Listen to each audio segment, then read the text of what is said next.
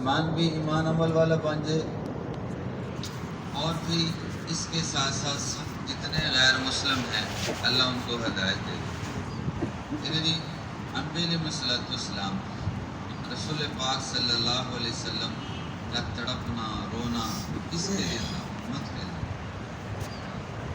حضور صلی اللہ علیہ وسلم کے بارے میں آتا ہے کہ قرآن پاک میں 100 کے قریب آیات ہیں جس میں آپ صلی اللہ علیہ وسلم کے غم کو، درد کو اور بے چینی اور بے قراری کو اللہ نے بیان فرمایا۔ لعلک باقع نفسک الا یکونوا مؤمنین۔ حضور صلی اللہ علیہ وسلم ایسا تڑپتے تھے، ایسا روتے تھے کہ آپ صلی اللہ علیہ وسلم کے سینہ مبارک سے آواز آتی تھی، غم تھا، درد تھا، میری امت دوزخ سے بچ گئی، دوزخ سے بچ گئی۔ اور رات کا رونا، وہ روتے تھے، وہ لمبا سجدہ، لمبا قیام۔ یعنی فضائل اعمال میں ہم پڑھتے تھے کہ 4 رکعت میں 6.25 سپارے پڑھے، 4 رکعت میں 6.25 سپارے پڑھے تقریباً۔ تو اور قرآن پاک کا کیسے پڑھنا، پھر رونا، پھر مسلسل کھڑے رہنا۔ آپ صلی اللہ علیہ وسلم بہت لمبا قیام فرماتے تھے، پنڈلی مبارک پہ ورم آتا تھا، پاؤں مبارک سوج جاتے تھے۔ یعنی قیام کرنا، مانگنا، رونا امت کے لیے، امت میری امت دوزخ سے بچ گئی، میری امت جنت میں چلی جائے۔ آپ صلی اللہ علیہ وسلم کے سامنے پیش کیا گیا کہ یا تو آپ کی امت، آپ جو ہے نا سفارش لے لیں، یا آپ کی امت اتنی ہم جنت میں، آدھی امت کو جنت میں لے لیں۔ تو آپ صلی اللہ علیہ وسلم نے اس بات کو قبول فرمایا، سفارش کو، کیونکہ ساری امت کی سفارش کرو، ساری امت کی سفارش کرو۔ میرے بزرگوں اور بھائیوں، تبلیغ کی محنت، دعوت کی محنت حضور صلی اللہ علیہ وسلم والے غم والی ہے، درد والی، بے چینی، بے قراری۔ کیسے انسان جو ہے نا دنیا میں آخرت میں کامیاب ہو، کیسے امت احکامات پہ آ گئی، سنت پہ آ گئی۔ جو مسلمان احکامات توڑتا ہوا، حضور صلی اللہ علیہ وسلم کی زندگی چھوڑتا ہوا دنیا سے چلا گیا، کتنے بڑے نقصان میں چلا۔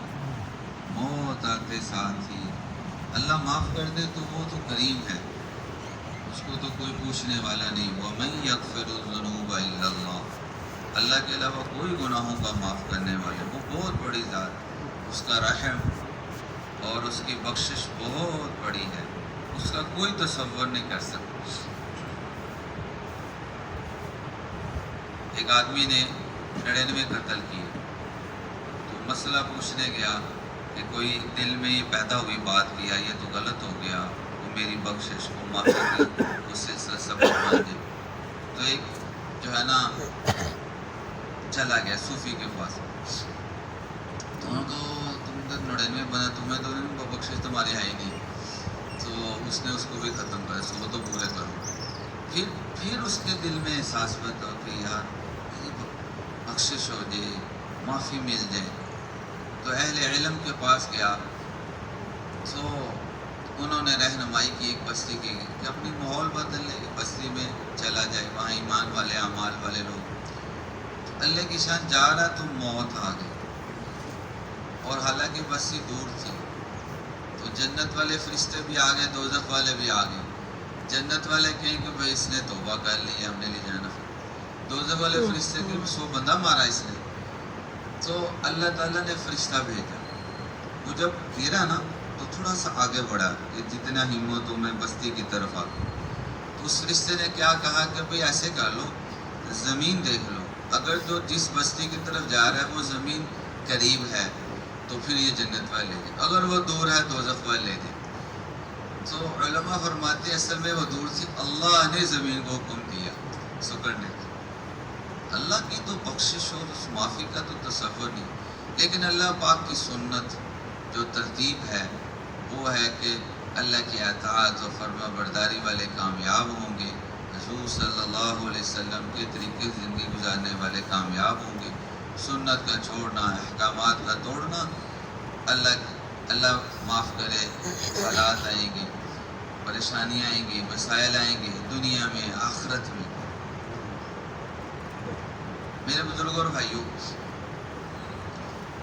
کیسی محنت کریں، بار بار ماشاءاللہ مسلسل اثر سے بات ہو رہی ہے، مسلسل بات ہو رہی ہے، کیسے اللہ مجھے بھی اور آپ کو، ہم سب کو اس محنت پہ کھڑا فرما دے اور ہم ایک عزم کر کے یہاں سے جائیں۔ لیکن زندگی کا کوئی پتہ نہیں، شیطان بڑا دشمن ہے، جیسے آج بھی بات آ رہی تھی بیان میں کہ وہ عمل کو مؤخر کراتا ہے، کر لیں گے یار، ہمیں بہت بڑا ٹائم ہے، زندگی بڑی ہے، تبلیغ کام کر لیں گے، مطلب ٹھیک ہے بزرگ کہہ رہے ہیں، لیکن ہم اپنے سارے معاملات کو بھی ٹھیک ہے اور یہ بھی تھوڑا سا ٹائم تبلیغ کو بھی دے دیں۔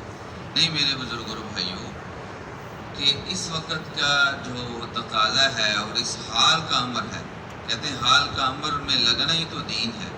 حال کا امر یہ ہے کہ ہم اس وقت اس مبارک محنت کے تقاضوں کو ایک نمبر پہ رکھیں، اپنے گھر بار، کاروبار، اپنی ضرورتیں اور جتنے مشاغل ہیں اس کو دوسرے نمبر پہ لیں۔ دعوت و تبلیغ کے تقاضے ایک نمبر۔ اس سے کیا ہوگا کہ اس وقت جو امت پھنسی ہوئی ہے، حالات ہیں اور پریشان ہیں، جب احکامات توڑے جاتے ہیں، سنت چھوڑی جاتی ہے، میرے بزرگوں اور بھائیوں حالات آتے ہیں۔ چونکہ جیسے اللہ پاک چیزوں کا خالق ہے، ساری کائنات کا رب ہے، پیدا کرنے والا ہے، یعنی ایک قطرے سے لے کر سمندر تک، ذرے سے لے کر پہاڑ تک، اور چھوٹی سے چھوٹی مخلوق جو نظر نہیں آتی، اس سے لے کے بڑی مخلوق، حضرت جبرائیل علیہ السلام کو بڑی مخلوق، سب کا بنانے والا، پیدا کرنے والا اللہ ہے۔ اللہ نے اپنی قدرت سے سارے جہان کو بنایا۔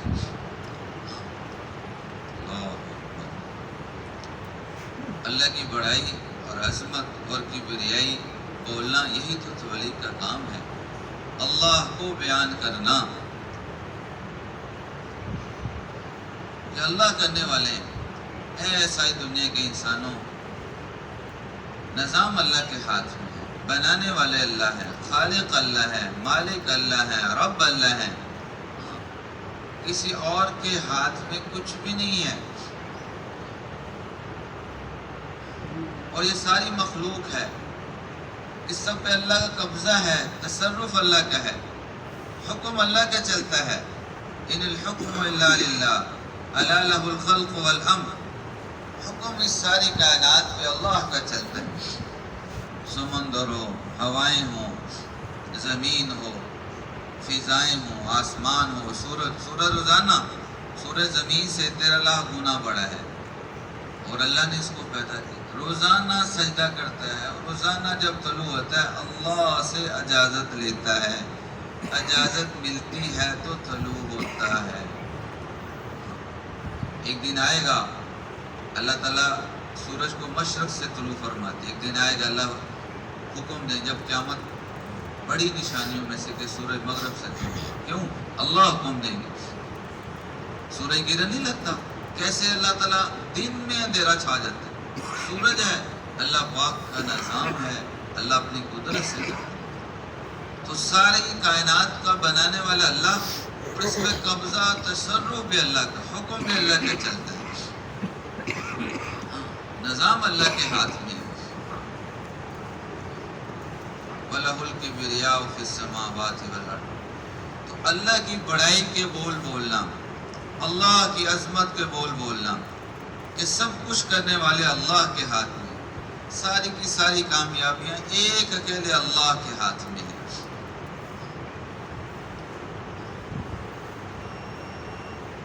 انبیاء علیہ السلام، اللہ، قرآن پاک، احادیث ہم جب پڑھتے ہیں، بار بار واقعہ سنتے ہیں، سناتے ہیں، تو سبحان اللہ، حضرت نوح علیہ السلام اکیلے، اور مقابلے میں ساری دنیا اکثریت نہ ماننے والے، 9.5 سال تبلیغ فرمائی، اور ایمان آنے والے 82-84۔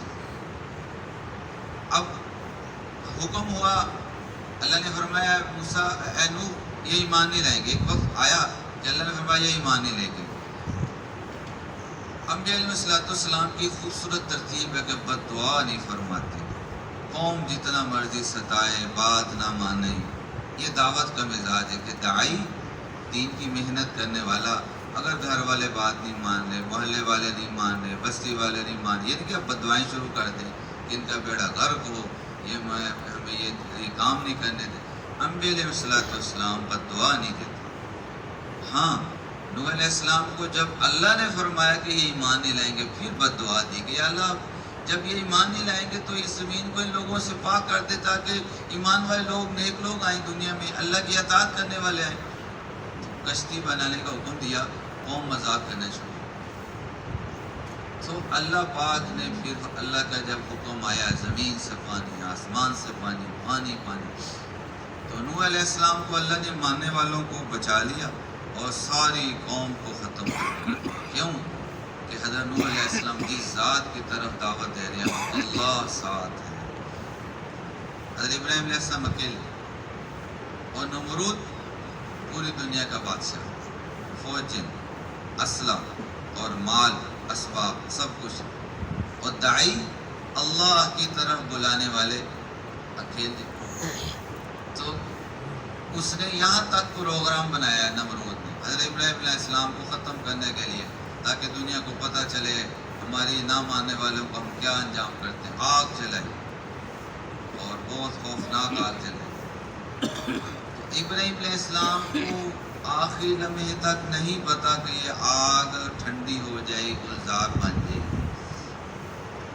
اللہ نے کیا ایمان دیا، انبیاء علیہ السلام کا کیا ایمان اللہ نے ان کو عطا فرمایا کہ آگ میں گر رہی ہیں اور اس پہ راضی ہیں میں اللہ کے لیے چلنے کے لیے تیار ہوں. اللہ ہمیں بھی توفیق دے کہ ہم بھی ایسے اللہ کے فرما بردار بن جائیں. آنکھوں کے احکامات، کہ اللہ کے جو آنکھوں کے حکم ہماری طرف متوجہ ہیں ہم ان کو پورا کرنے والے بن جائیں. کانوں کے متعلق جو اللہ کے احکامات ہیں ہماری طرف متوجہ ہیں ہم اللہ کے حکموں کو پورا کرنے والے بن. خیالات، زبان، پورا جسم اللہ کے حکم کے تابع بن جائے اور رسول صلی اللہ علیہ وسلم کے طریقے کے مطابق زندگی گزارے. یہی تو اصل ہے. اللہ ہمیں بھی ایسا ایمان دے. یہ ایمان کے بغیر ممکن نہیں ہو سکتا. یہ ایمان کے بغیر ممکن نہیں ہو سکتا. آدمی جو احکامات پہ چلتا ہے اور تنہائی میں بھی اللہ سے ڈرتا ہے، وہ ایمان کے بغیر ممکن نہیں. اس لیے تبلیغ کی محنت ایمان بنانے کی محنت ہے. اللہ کی ایمان کیسے بنے گا؟ اللہ کی بڑائی کے بول بولنے سے، سننے سے، اور اس نگاہ سے دیکھنے سے کہ اللہ کرنے والے ہیں، اللہ کے علاوہ سے نہیں ہوتا. وہ خیالات، وہ بھی اللہ کی بڑائی کے خیال سوچنا کہ اللہ پاک بنانے والے، اللہ کے علاوہ کوئی بنانے والا نہیں. خیال، چاروں راستے، زبان، آنکھ، کان اور خیال، اس کو ذریعہ بنانا دل میں ایمان کے اتارنے کا. تو ابراہیم علیہ السلام آگ میں گرے ہیں، اللہ نے براہ راست آگ کو حکم دیا، اللہ نے ٹھنڈی کر دی اور گلزار بنا دی. اور پھر ایک وقت آیا کہ نمرود اور ساری اس کی فوج اور اسلحہ سب کا صفایا کر دیا اپنی قدرت سے، مچھروں کے ذریعے. بہت بڑا لشکر فوجیں نہیں بھیجی اللہ نے، مچھر بھیجے، سب صفایا کر دیا کہ جن کے ساتھ اللہ ہوتے ہیں ان کی حفاظت بھی ہوتی ہے، وہ کامیاب ہوتے ہیں. اور جو اللہ کے مقابلے میں آئے گا، داعی اللہ کی طرف بلانے والے ہیں. میرے بزرگوں اور بھائیو، داعی اللہ کی طرف بلانے والے، اللہ ان کے ساتھ ہے. بھائی ہم پہچانے اللہ تعالیٰ نے ہم نے کتنا بڑا یہ فضیلت اور مقام دیا ہے کہ ہم اللہ کی طرف بلا رہے ہیں، اللہ ہمارے ساتھ ہے. گھر گھر جانا، ملاقاتیں، حضرات فرماتے ہیں نا، لوگ کہتے ہیں کہ یہ بزرگ کہتے ہیں روزانہ ملو، جوڑیاں بناؤ، اور مسجد کے جماعت تو روزانہ جوڑیاں بنا کے عصر سے عشاء، ظہر سے عشاء، عصر سے عشاء کے بعد گھر گھر ملے. بھائی اس سے انقلاب آئے گا، انقلاب آئے گا. اللہ باطل کو توڑیں گے. دعوت، یہ پوری تاریخ ہے کہ اللہ نے دعوت کے ذریعے باطل کو توڑا. اللہ کی بات کرنا، گھر گھر جا کے فرد فرد سے اللہ کی طرف بلانا، جس ذات کی طرف بلا رہے ہیں، اللہ دیکھ رہے ہیں، سن رہے ہیں. موسیٰ علیہ السلام بیوی کو لے کے آ رہے ہیں تو فرمایا کہ بیوی سے کہ میں آگ لے کے آیا. اوپر کوہ طور پہ پہاڑ پہ آگ نظر آئی تو وہاں آئے تو موسیٰ علیہ السلام حیران ہو گئے منظر دیکھ کے. اور اللہ نے فرمایا یا موسیٰ انی انا ربک فاخلع نعلیک انک بالوادی المقدس. جوتی اتار تم پاک وادی میں سو. اور توجہ سے سنو میری بات. اننی انا اللہ، میں اللہ، لا الہ الا انا فاعبدنی واقم الصلاۃ لذکری. اب اللہ نے بات شروع فرمائی. اور پھر اب انبیاء علیہ السلام کی تربیت اللہ براہ راست خود فرماتے ہیں. اے موسیٰ تمہارے ہاتھ میں کیا ہے؟ فائدے کے نمائندے لاٹھی ہے یا اللہ اس کے فائدے اس کو پھینکو. تو اب نفع کی چیز کو ایک دم سام بنا دیا نقصان کی چیز. پھر اللہ نے فرمایا موسیٰ پھر پکڑو. اب نقصان کیجیے سام. موسیٰ علیہ السلام بھی گھبرا رہے ہیں، خوفزدہ ہو بھاگے. تو اللہ کا حکم ہے پکڑا تو اللہ نے سام کو پھر لاٹھی بنا. اے موسیٰ میرے ہاتھ میں سب کچھ ہے، میں نفع کی چیز کو نقصان میں بدل دوں، نقصان کی چیز کو نفع میں بدل دوں، میرے ہاتھ میں سب کچھ ہے. اب کیا حکم ہے؟ اذهب الى فرعون انه طغى. جاؤ دعوت دو فرعون کی طرف دعوت، اس کو دعوت دو. وہ سرکش ہو گئے. تو موسیٰ علیہ السلام نے بھائی ہارون علیہ السلام کے لیے سفارش کی. اللہ نے سفارش قبول کی، پہلے احسانات گنوائے. اب موسیٰ علیہ السلام ہارون علیہ السلام جا رہے ہیں کس کے مقابلے میں؟ فرعون. یہ تاریخ میں واحد آدمی جس نے یہ دعویٰ کیا نا ربکم الاعلی، میں بڑا رب ہوں، یہ نہریں میری ہیں. اور 70,000 بچے قتل کرا دیے، کوئی چوں نہ کر سکا موسیٰ علیہ السلام کو ختم کرنے کے لیے. اتنی بڑی طاقت، فوج، اسلحہ، سب کچھ. اور کون جا رہے ہیں؟ دو بھائی اور سادہ سلح. موسیٰ علیہ السلام سادہ سلح باز، لیکن پیچھے کون ہے؟ اللہ. پیچھے کون ہے؟ جب موسیٰ علیہ السلام فرعون کے دربار میں گئے نا، اس نے کہا تم تو وہی ہو جو ہمارا بندہ مار گیا. کہ نہیں، انا رسول رب العالمین، میں رب العالمین کا بھیجا ہوں، میں وہ موسیٰ نہیں ہوں، میں اللہ کی طرف بھیجا ہوں، اللہ نے مجھے بھیجا تمہاری طرف. اور ایسے لاٹھی پھینکی، اللہ نے بہت بڑا اژدہا بنا دیا. فرعون تو بھاگا. اور پھر اللہ نے ساری حکومت کو ہلا دیا. تو پیچھے کون ہے؟ اللہ. داعی کے دعوت دینے والے اللہ ان کے ساتھ. اور پھر جب موسیٰ علیہ السلام نے فرعون اور اس کی لاکھوں کی فوج اللہ تعالیٰ نے سمندر میں غرق فرما دی اور فرمایا کہ فرعون اور لاکھوں کی فوج کو میں نے ختم کر دیا، نہ میری زمین روئی نہ میرا آسمان رویا. میرے بزرگوں اور بھائیوں، دعوت ہم اس کو پہچانیں، یہ کتنی بڑی محنت ہے. یہ روزانہ کی ملاقاتیں، یہ عمومی گشت کی پابندی کرنا. کہتے ہیں عمومی گشت سے کیا ہوگا؟ میرے بزرگوں اور بھائیوں، سارے عالم پہ اس کا چوٹ پڑے گی، سارے عالم پہ اثر پڑے گا عمومی گشت، بیرونی گشت کا. تعلیم کا حلقہ، مسجد کی تعلیم، گھر کی تعلیم اور روزانہ قربانی سے. ہاں یہ بات ہے ہمارے حضرات فرماتے کہ قربانی پیچھے ضروری ہے.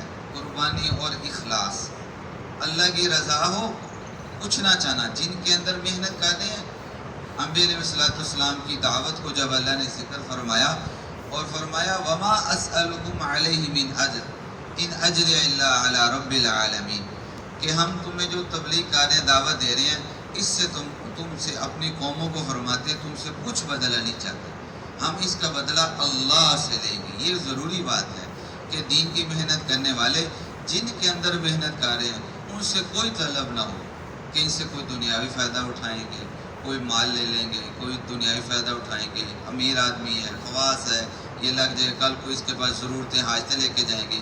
انبیاء علیہ السلام صاف فرماتے ہم کچھ نہیں چاہتے، ہم تو اس دعوت دینے کا اللہ کی طرف گرمی میں آ رہے ہیں، سردی میں آ رہے ہیں، بارش میں آ رہے ہیں، طوفان میں، ہر حال میں ملاقاتیں کر رہے ہیں، کھلا رہے ہیں، پلا رہے ہیں. کس کے لیے؟ اللہ کے لیے. اب اخلاص ہوگا اور قربانی، روزانہ کا وقت دینا ہر حال میں، 4 6 8 10 گھنٹے جیسے حضرات فرما رہے ہیں. اب اللہ پاک ان کی محنت پہ فیصلہ فرمائیں گے. کبھی وقت دیا نہ دیا اللہ تو دیکھ رہے ہیں.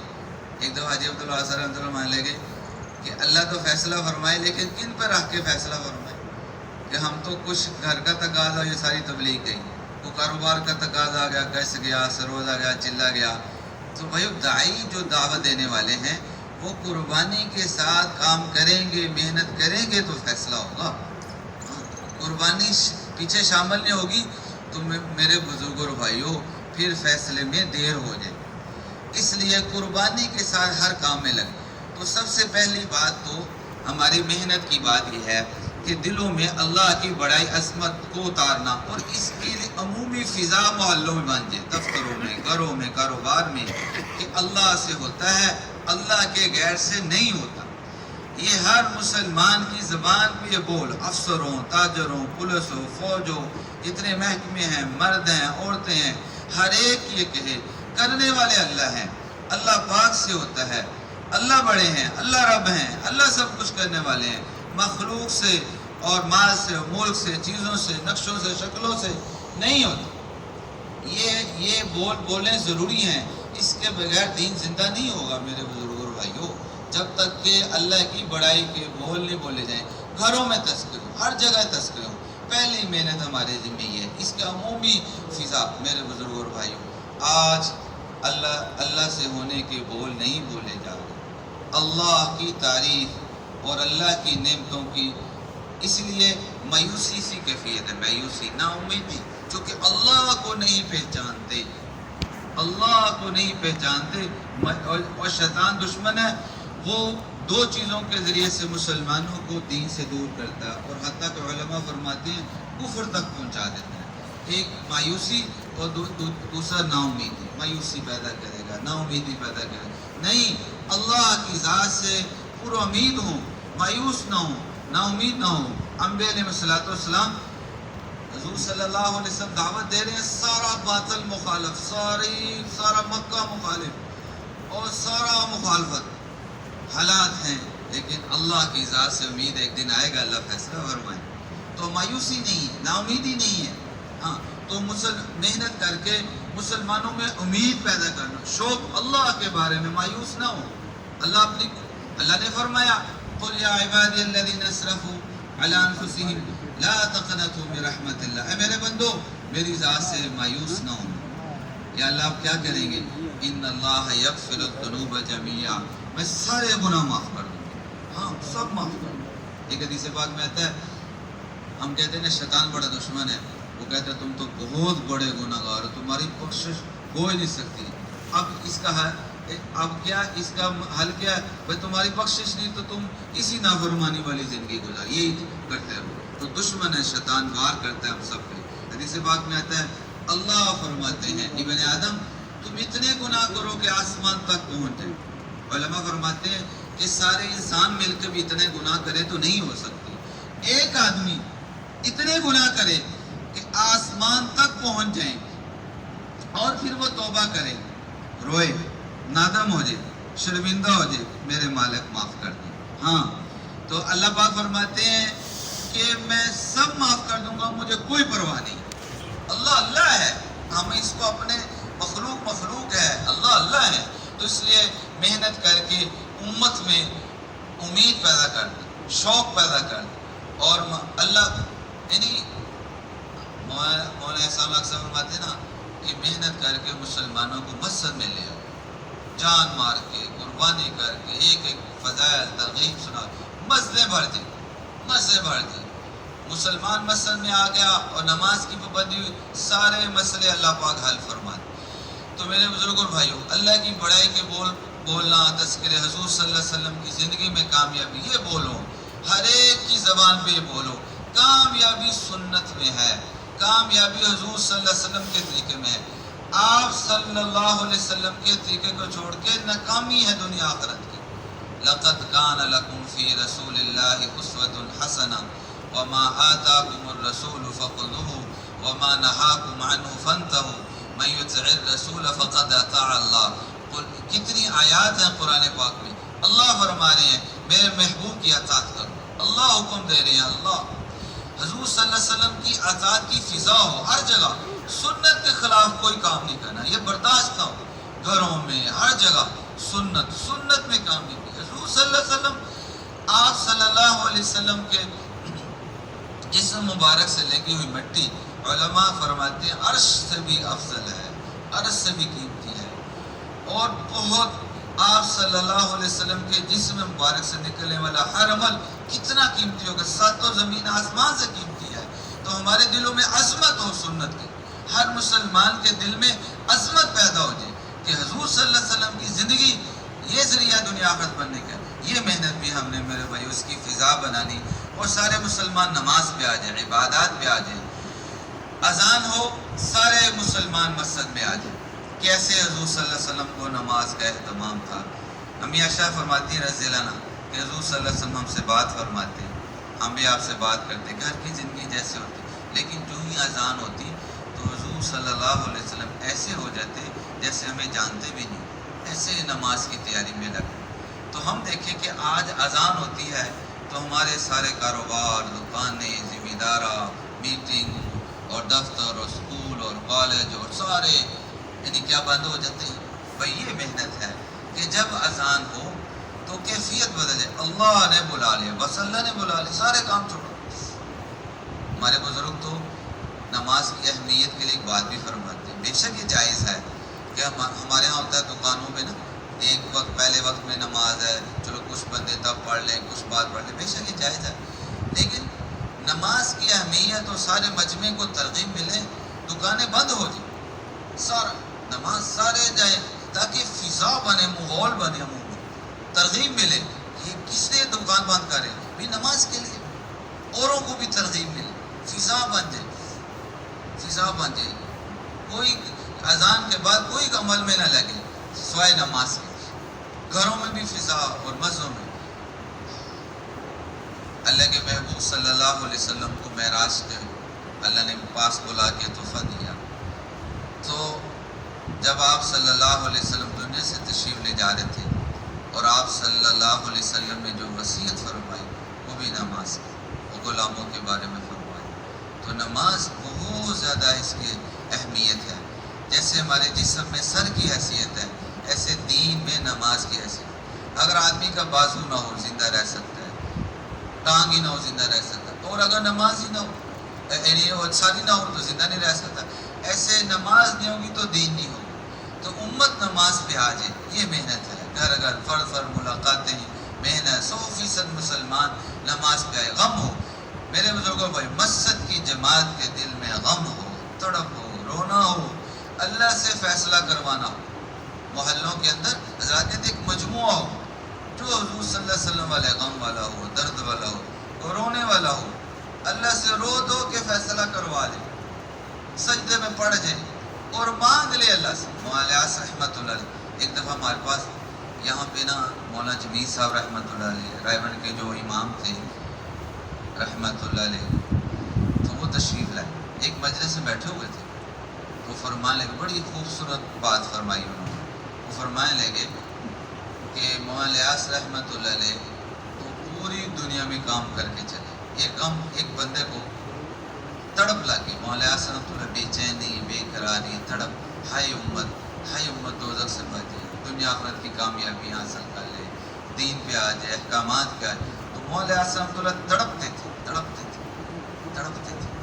تو اللہ نے غم دیا تھا، درد دیا تھا، تو پوری دنیا میں کام ہو گیا۔ فرمانے لگے ہم جتنے بیٹھے ہیں ہم ایک محلے میں بھی کام نہیں کر سکتے، وہ شخصیت اکیلی تو پوری عالم کو ہلا کے چلے گی، فیصلہ کروا لیا، رو کے بزرگ فرماتے ہیں گھنٹوں، مولانا الیاس رحمۃ اللہ علیہ گھنٹوں روئے اور سالوں روئے، گھنٹوں روئے۔ تو ہم کیا بھائیو ایک محلے کا فیصلہ اللہ سے نہیں کروا سکتے؟ مولانا جمیل صاحب رحمۃ اللہ فرمایا، تو اللہ تعالیٰ ہمیں توفیق دے، ہم بھی ذریعہ بنیں، ہم بھی اللہ سے فیصلہ کروائیں جہاں جہاں ہم رہتے ہیں، پورے علاقوں کا، محلوں کا، بستی کا۔ اور میرے بزرگ اور بھائیوں کہ عمومی طور پہ کیسے ہم سب پورے دین پہ چلنے والے بن جائیں، احکامات پہ، سنت پہ پوچھ کے چلنا، ہاں علماء سے، مفتی حضرات سے زندگی کے یعنی کرنے سے پہلے پوچھنا کہ اللہ کا کیا حکم ہے، حضور صلی اللہ علیہ وسلم کا کیا طریقہ ہے، پوچھ کے زندگی گزارنا۔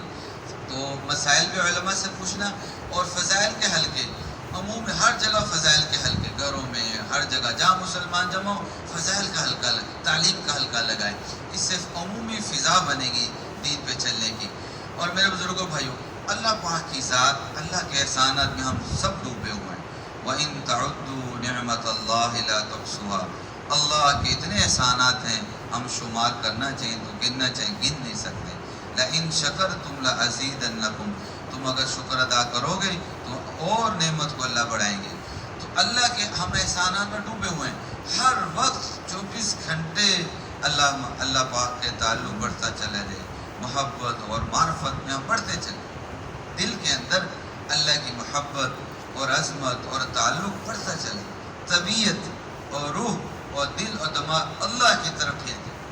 ایک دفعہ حاجی عبداللہ صلی اللہ علیہ وسلم فرمان لگے، دیکھو تمہارے دل اور دماغ اور روح پہ کس کا غلبہ ہے؟ اللہ کا غلبہ ہو، ہمارے روح پہ اللہ کا غلبہ، دل سب جسم پہ سب پہ اللہ کا غلبہ ہو۔ تو ہم چاہتے ہیں ہمیں اللہ کی محبت حاصل ہو، اللہ کا تعلق۔ محنت کرنے والے، تبلیغ کا کام کرنے والے، دعوت کام کرنے والے، جتنا جتنا ان کا اللہ سے تعلق بڑھتا چلا جائے گا، بڑھتا چلا جائے گا، اتنا اتنا اللہ ان سے کام لیں گے، اللہ ان سے کام لیں گے۔ یہ کام روحانی ہے، یہ اللہ کی مدد سے چلتا ہے، اور جس ذات کی طرف ہم بلا رہے ہیں اس ذات سے ہمارا تعلق ہو۔ اور اس کے لیے ذکر کا اہتمام، تیسرا کلمہ، درود شریف، استغفار، تسبیحات، اس کا اہتمام کرنا۔ قرآن پاک کی تلاوت اللہ کا کلام ہے، اس کو روز جو حافظ ہیں کم از کم 3 سپارے، اور جو حافظ نہیں 1 سپارہ، اور ضرور اس سے زیادہ ہو تو بہت اچھا ہے۔ ہمارے ایک ساتھی وہ نا حافظ نہیں ہے، وہ 2-3 سپارے پڑھنا شروع کیا۔ ساتھی نے کہا آپ ماشاءاللہ 1 سے پڑھ کے اب 2 پڑھ رہے ہیں، 3 پڑھ رہے ہیں۔ کہتا ہے یہ تو پرانی بات ہے، آج سے کچھ سال پہلے 1 پڑھتا تھا، اب تو 2 پڑھنے چاہیے، میں 2 شروع کر 3 ہے۔ تو یہ ہے قرآن پاک، روز اس کو وقت دینا، روز وقت دینا، قرآن پاک کو وقت دینا، اور موقع موقع کی دعائیں۔ یہ ایسے نہیں، جب صبح حضور صلی اللہ علیہ وسلم نے جتنی دعائیں ارشاد فرمائی، ہم کوشش کریں بھائی ان دعاؤں کا اہتمام۔ سارا دن اللہ کی حفاظت میں آگ، شام کی دعائیں پڑھ لیں، ساری رات حفاظت، ساری رات۔ یہ محنت تبلیغ کا کام کرنے والے، دین کی محنت کرنے والوں، یہ ضروری ہے تاکہ وہ اللہ کی حفاظت میں رہیں، اور دعائیں ذریعہ حسن حسین مضبوط قلعہ۔ ہاں، جس نے سورہ واقعہ پڑھ لی گھر میں، اس گھر میں فاقہ آ ہی نہیں سکتا۔ سورہ یاسین صبح پڑھ لی، سارا دن کام بن گئے۔ ہاں، جس نے گھر میں داخل ہوا، سلام کیا، درود شریف پڑھا، قل ہو اللہ پڑھی، اور جو ہے نا سلام کیا، تو اس گھر کو رحمت و برکتوں سے اللہ بھر دیں گے، شیطان اس گھر سے چلے جائیں گے، اور اللہ جتنا مرضی قرضہ اللہ دور کر دے۔ تو موقع موقع کی دعائیں بچوں کو، عورتوں کو، سب کو سکھائیں۔ یہ حضور صلی اللہ علیہ وسلم یہ دعا، آپ نے یہ دعا پڑھی، آپ نے یہ دعا پڑھی، اب ہم یہ پڑھیں گے، یہ پڑھیں گے۔ اور اس کے ساتھ میرے بزرگ اور بھائیوں، حضور صلی اللہ علیہ وسلم علیہ اخلاق ہمارے اندر زندہ ہو جائے۔